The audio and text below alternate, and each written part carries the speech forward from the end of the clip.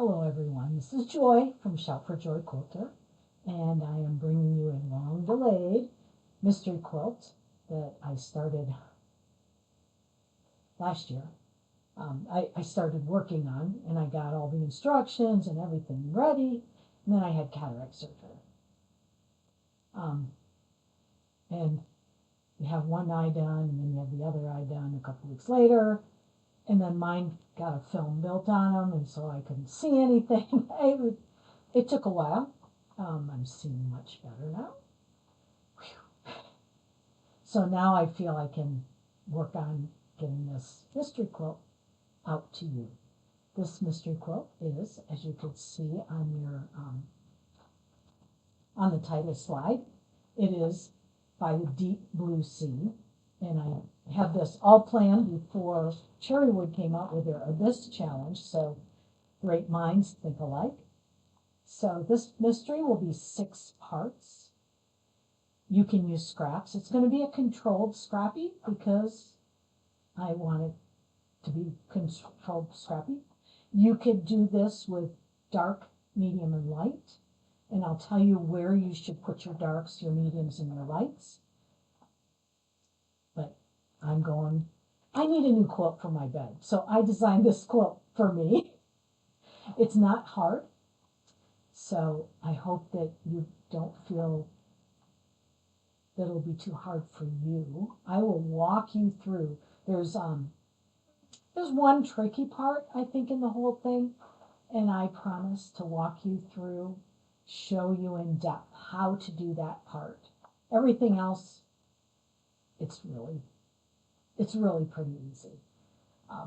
It's going to be in 2 different sizes. There's an 84 by 84, and there's 108 by 108. So it depends on what size you want to do. These blocks are going to finish kind of big, and that's always a happy thing.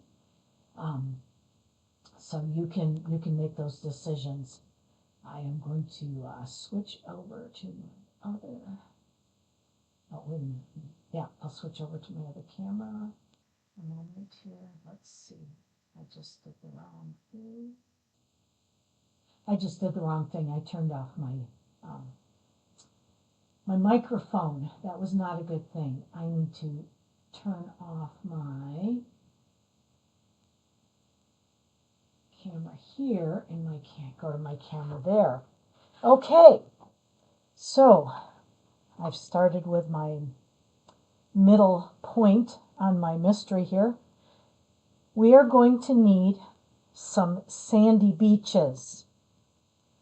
So I am going to limit mine to only 4 fabrics.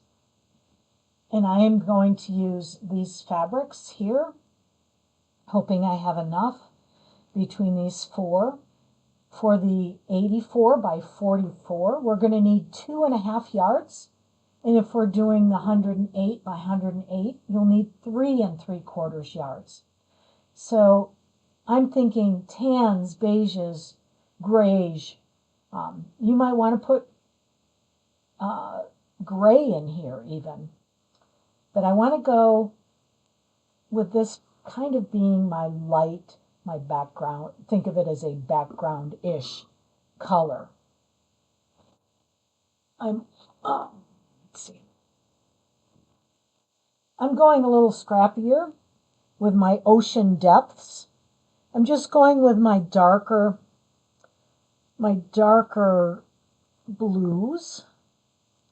I could do maybe some deep teal colors as well. I just don't happen to have a lot in that color range because my daughter loves that color and I work on things for her in those colors. So I'm going to be working mostly in my deep blues, and I've got some prints, I've got some tone on tones, pretty much mostly tone on tones, and some lean a little purple and some lean a little greenish, but they're all fairly dark. And then I have another color I need. Color collection. I need sea glass colors. So I went out there, and on the handout that will be in the group, on the handout it shows some different pictures of sea glass colors, and I used that chart to choose my sea glass colors. Now, I need to make sure that my sea glass shows up against my sandy beaches, and a little bit shows up against my deep blue sea, my ocean depths colors. I need to back up on my ocean depth. Going back to ocean depths, if I am doing the 84 by 84 quilt, I'm going to need 4 yards of ocean depths. If I'm doing the 108, I need 6 yards of the ocean depths. Of the sea glass, I need 1 1/4 yard for my 84 by 84, and I need 2 1/2 yards total if I'm doing the 108 by 108. I'm sure that if I don't have enough in this pile, I will have enough in my scrap bins over on the other side of the room.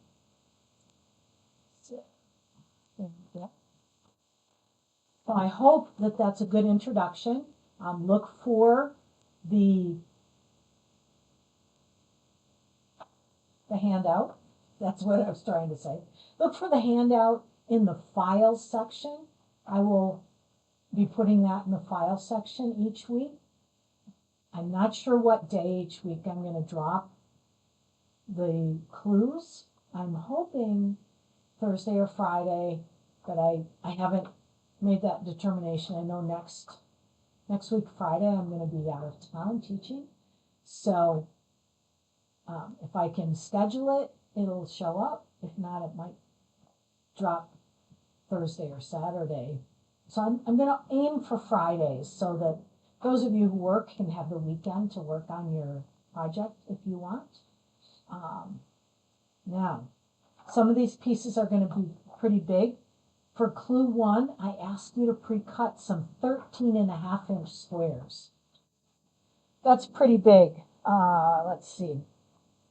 If you were with us for the Doodad mystery almost a year and a half ago, I think it was, then you know how to make bigger pieces of fabric out of smaller pieces of fabric.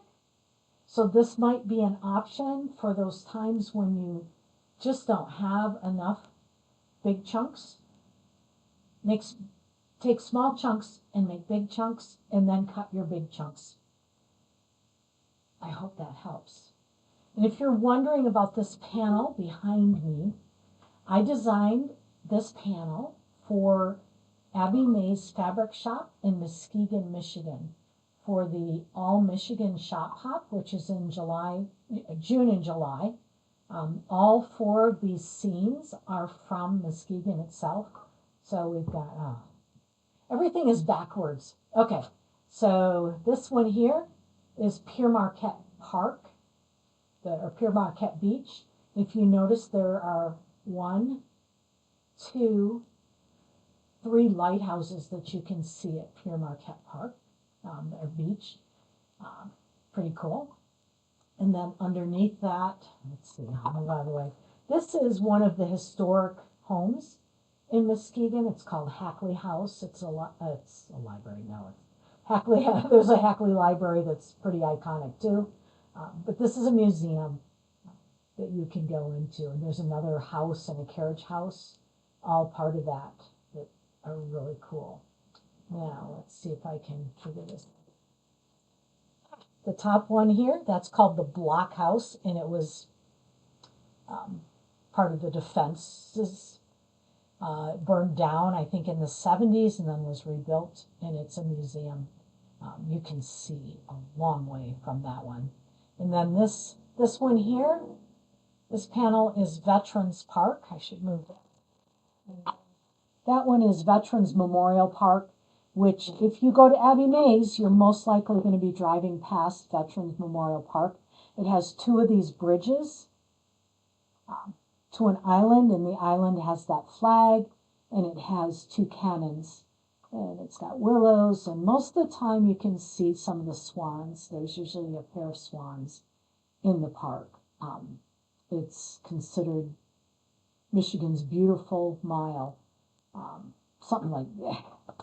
I'm not going to get the right title, but it is a beautiful park. If you come to Muskegon, it's a great place to walk. So, I'm going back to my mystery quilt by the Deep Blue Sea. I hope to see your work over the next 6 weeks. Thank you very much.